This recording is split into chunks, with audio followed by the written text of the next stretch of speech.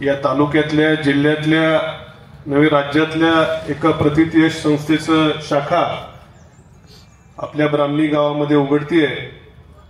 मी या शाखेच्या पुढच्या वाटचालीला मनापासून या निमित्ताने शुभेच्छा व्यक्त करतो।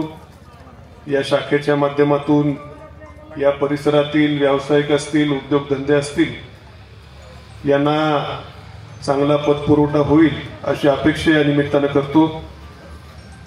आताच खेडकर साहेबांनी चांगलं मार्गदर्शन आपल्याला केलं। सहकार चळवळीची अगदी या देशातली कसं सुरू झाली यापासून ते आतापर्यंतच्या अडचणींपर्यंत त्यांनी त्या ठिकाणी खरं आपल्याला मार्गदर्शन केलं।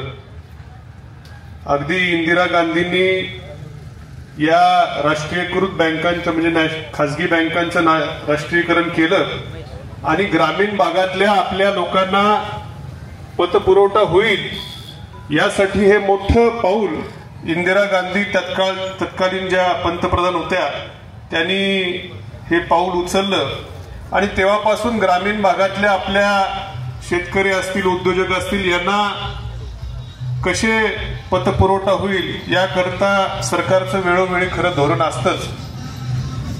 पतसंस्था आल्या, पतसंस्था चळवळ देखील या राज्यामध्ये मोठ्या प्रमाणामध्ये रुजली।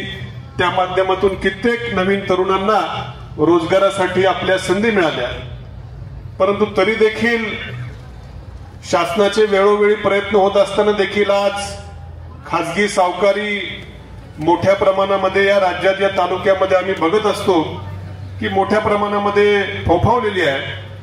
त्यांचे व्याजाचे आकडे ऐकले तर असे कान बधीर होतात। काही काही गोष्टी कथा त्यांच्या सुरस ऐकल्या की असं वाटतं रे आपण काय कुठल्या याच्यामध्ये राहतो कधी कधी।